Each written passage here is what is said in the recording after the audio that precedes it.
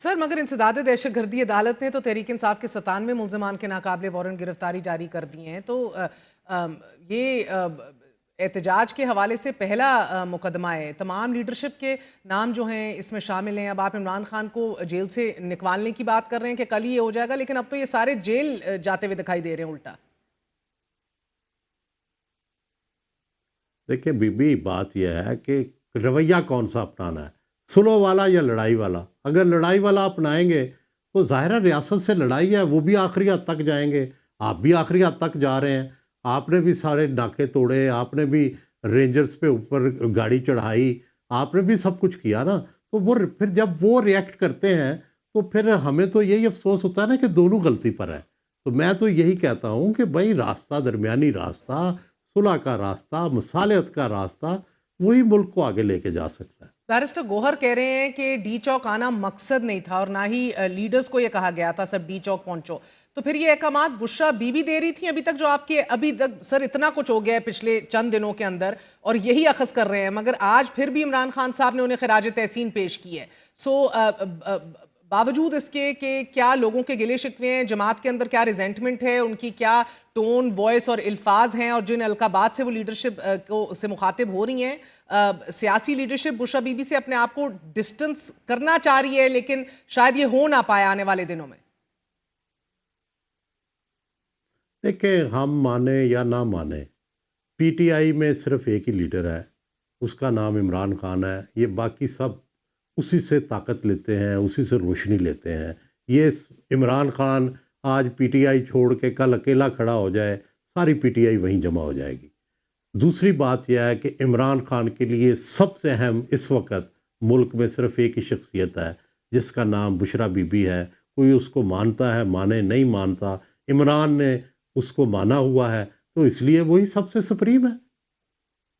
आपने नवाज शरीफ साहब की किताब लिखी थी, सोहेल वड़ायत साहब, अब उन पर मुश्किल वक्त को किताबी मैंने तो बड़ी गलतियां की हैं। चले, मगर उनके ऊपर जो मुश्किल वक्त था उसको किताबी शक्ल आपने दी, तहरीर किया। अब अभी कितना मुश्किल वक्त है इमरान खान पे बनिस्बत जो नवाज शरीफ साहब पे गुजरी थी? नहीं, देखें, उस वक्त मार्शल लॉ था, ठीक है, लेकिन नवाज शरीफ के अंदर लचक थी, बेनज़ीर भुट्टो के अंदर लचक थी। चुनाचे वो मुश्किल वक्त में लचक दिखाते थे और लचक दिखा के वो अच्छे वक्त का इंतज़ार करते थे और उन्हें अच्छा वक्त मिल जाता था फिर। तो मैं तो शुरू से 2 साल से यही कह रहा हूँ कि भाई मुश्किल वक्त आते हैं, उनसे निकलना होता है। आप मोस्ट पॉपुलर हैं और ताकत के ऐवान से सिर्फ आपको आपकी इस लचक ना होने ने रोका हुआ है। जिस दिन आप लचक दिखा देंगे, इक़्तिदार के रास्ते भी आपके खुल जाएंगे और मुल्क के हालात भी ठीक हो जाएंगे। लेकिन अगर रियासत से फ़र्ज़ करें मैं भी हथियार बंद हो के बहुत बड़ा मैं का बना लूँ दस्ता भी, जैसे कि तालिबान ने बनाया, जैसे और बहुत सारे लोगों ने बनाया, लेकिन वो मुनज़्ज़म फ़ौज जो है उसका मुकाबला करना बड़ा मुश्किल होता है। और हमारे यहाँ पाकिस्तान में तो ये बहुत और भी मुश्किल है, क्योंकि ये एक सिक्योरिटी स्टेट है, ये एक जहाँ पे पॉलिटिशियंस का स्टेक बड़ा कम है। आपने देखा कि जुडिशरी का स्टेक बड़ा था, वो उन्होंने दोबारा कम कर दिया।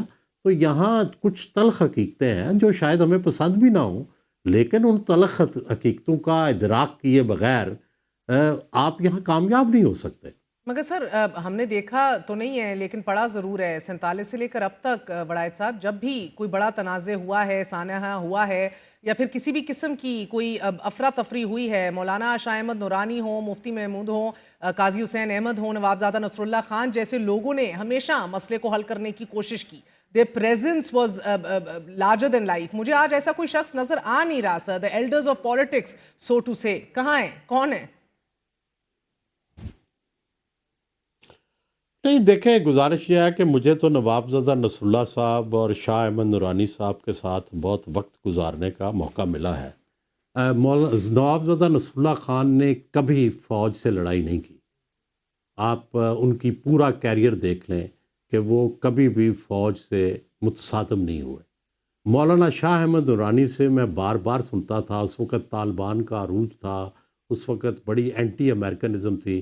वो जब भी मुझे मिलते थे कहते थे कि जहाँ भी फौज से अवाम की लड़ाई हुई है वो मुल्क नहीं बचा। वो मुझे कहते थे कि लीबिया, मिस्र और शाम यहाँ देखना बड़ी तबाही आएगी, और वैसे ही हुआ।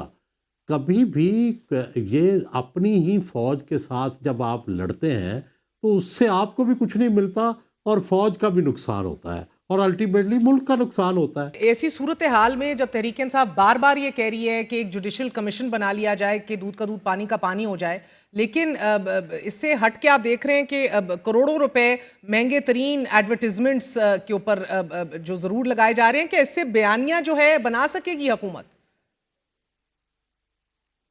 मैंने तो तजवीज़ किया है बैरिस्टर गौहर अली की सरबराही में कमीशन बनाया जाए और इंटेलिजेंस जो अदारे हैं वो उसके मेंबर बनाए जाएं। छोड़ें आप किसी जज को या किसी को। बैरिस्टर गौहर अली तो पीटीआई के चेयरमैन है ना, इमरान खान के फेवरेट है ना, उन्होंने चेयरमैन बनाया ना, उनको इसका चेयरमैन बना दें, वो दूध का दूध का पानी कर दें।